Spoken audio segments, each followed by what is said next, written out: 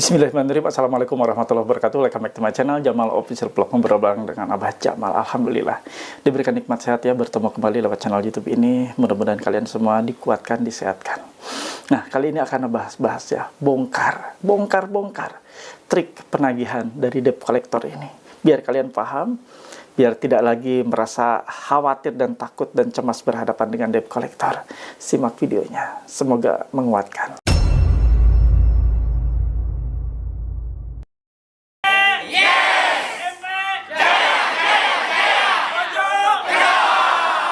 Alhamdulillah bertemu kembali dengan channel YouTube ini dengan segudang info terkait gagal bayar pinjaman online dan gagal bayar utang-utang lainnya ya. Nah, kali ini akan Abah bahas terkait masalah bongkar-bongkar trik penagihan pinjol. Simak sampai habis dan Abah mohon bantu support dari kalian semua dengan cara di subscribe channel YouTube Jamal Official Vlog, di like, di share, komen, pastikan ditekan tombol merah loncengnya sebagai notifikasi atau video terbaru yang Abah upload. Kalian juga boleh join dan gabung di wadah untuk penguatan mental di grup Facebook Paguyuban Pemulihan Mental dan Pikiran.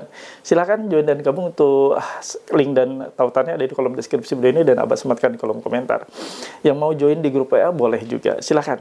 Untuk syarat dan ketentuannya harus memiliki seragam atau uniform berupa kaos PMP. Nanti Anda boleh hubungi admin Abah untuk syarat dan ketentuan masuk tersebut. Silakan. Ini nomornya ya, dihubungi via chat WA. Jangan ditelepon dan jangan konsultasi atau sharing, karena ini bukan nomor konsultasi atau sharing. Yang sudah join di grup WA boleh ngobrol dengan Abah, konsultasi dengan Abah, dan kalian boleh nanti memiliki stiker dilarang masuk. Ini untuk mencegah debt collector masuk ke rumah kalian. Mencegah debt collector masuk sembarangan. Mereka wajib minta izin setelah melihat stiker atau pemberitahuan ini. Mereka harus minta izin terlebih dahulu untuk nagih ke kalian masuk ke rumah kalian. Kalau mereka menerobos masuk, rekam video kan tidak usah takut. Karena itu di rumah kalian. Tapi jangan disebarluaskan, jangan diviralkan, jangan diupload kemana-mana. Simpan sebagai bukti atas dugaan melanggar pasal 167 ayat 1 KUHP dan pasal 257 ayat 1 Undang-Undang Nomor 1 Tahun 2023. Bisa dipenjara mereka. Oke kawan-kawan, miliki stiker ini, silahkan hubungi admin Abah. Nah, saatnya Abah akan jelaskan. Bongkar-bongkar trik penagihan yang dilakukan oleh debt collector pinjaman online. Cara kerja debt collector pinjaman online kita bongkar. Kita bongkar-bongkar bagaimana mereka melakukan pekerjaannya. Cara apa yang harus mereka lakukan selama mereka bekerja. Nah, kali ini akan Abah bahas ya, terkait DC pinjol. Ingat ya, Abah akan mulai. DC pinjol itu ada dua. Ada desk collection yang nelpon-nelpon. Ada fill collection yang berkunjung ke rumah kalian.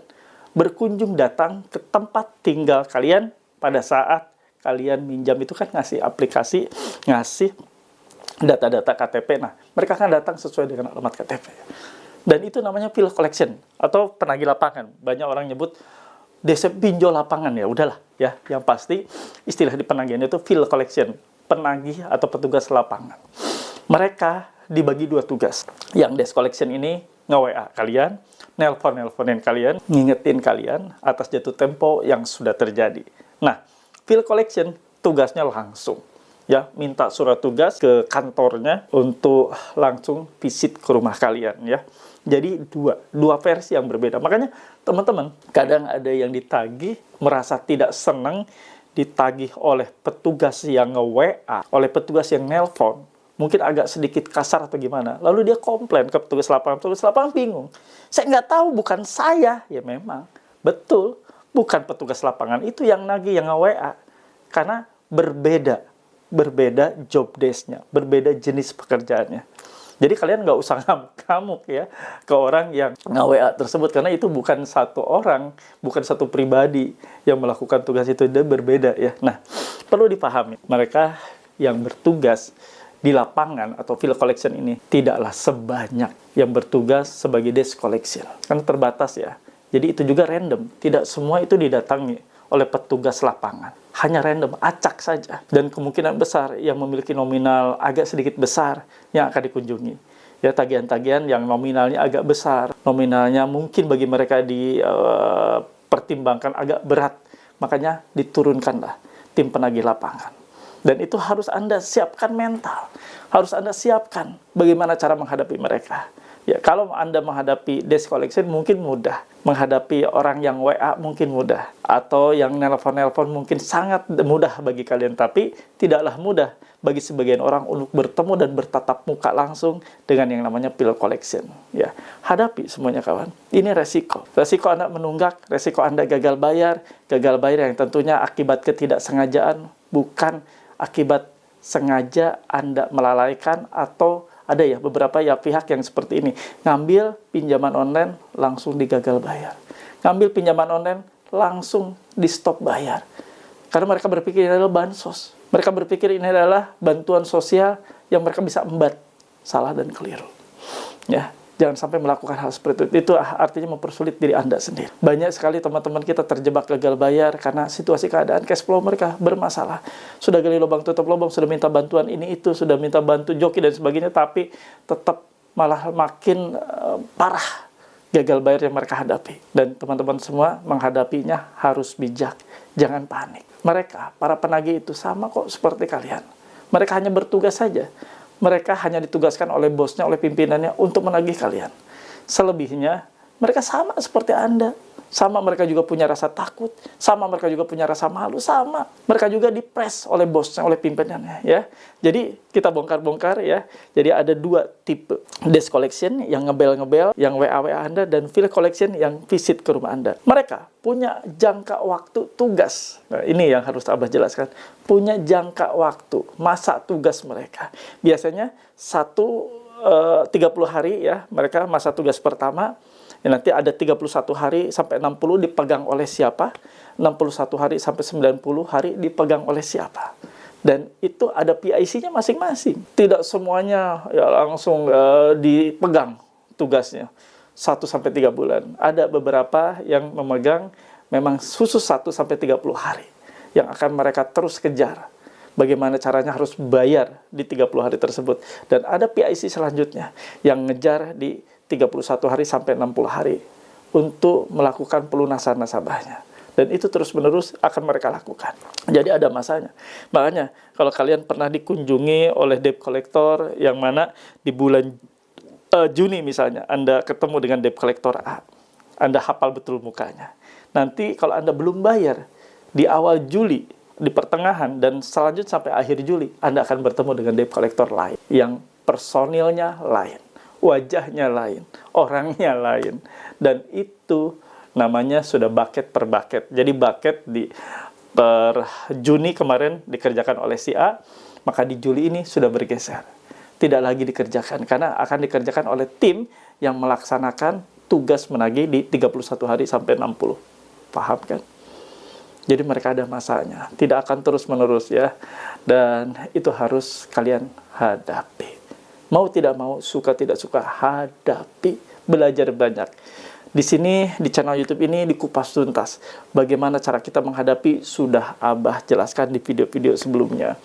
Bagaimana menghadapi debt collector datang harus seperti apa, kita bersikap bagaimana, sudah diajarkan dan silakan ditonton di video-video sebelum ini ya. Itu saja kawan-kawan yang ingin Abah jelaskan. Ada bongkar-bongkar bagaimana mereka menagih, dan mereka menagih seperti apa, itu yang tadi Abah jelaskan. Ada masanya, ada job desk-nya, ada bagian-bagiannya, Anda harus paham ya. Jadi yang nelpon itu pasti namanya desk collection, yang kunjungan-kunjungan namanya field collection alias penagih lapangan, dan mereka berbeda jobnya. Paham ya? Dan ada juga nanti masa tugasnya. Desk collection ini menagih sampai dengan 30 hari. Yang ini juga sampai dengan 30 hari. Jadi masa tugas mereka sebenarnya hanya 30 hari.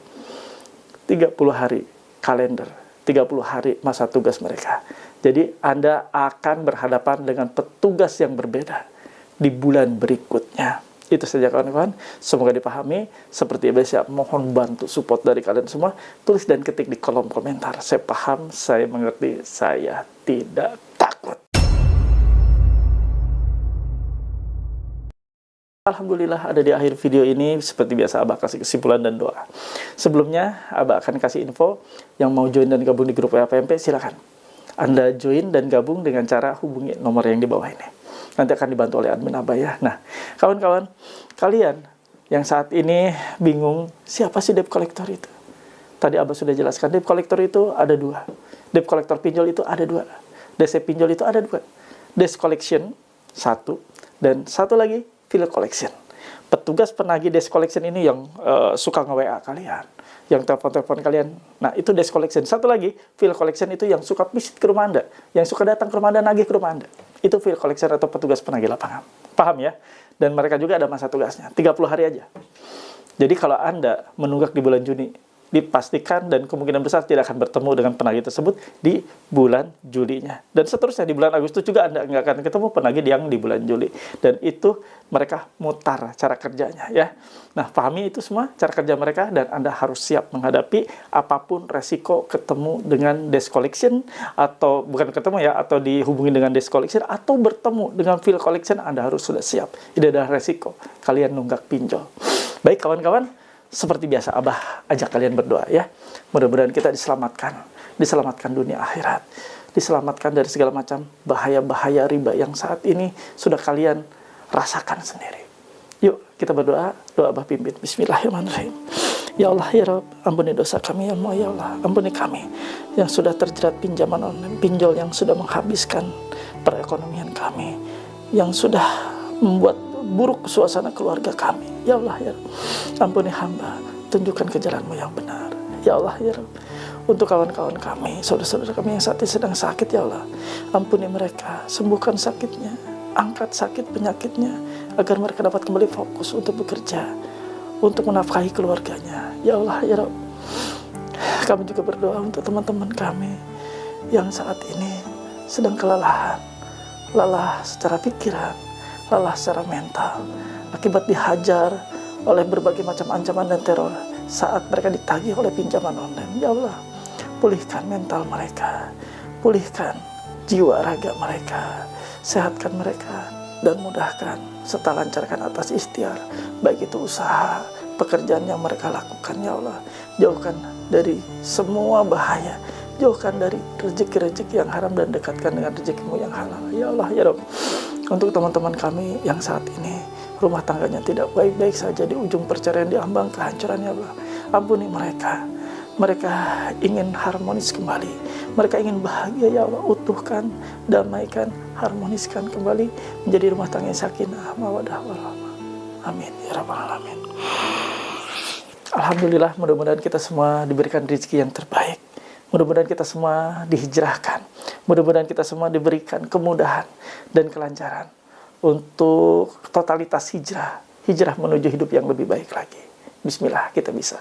Abah izin pamit. Robbana atina fid dunya hasanah wa fil akhirati hasanah wa qina adzabannar. Wallahu muwaffiq ila aqwamit thoriq. Wabillahi taufiq wal hidayah. Wassalamualaikum warahmatullahi wabarakatuh. Salam akal sehat. Bravo.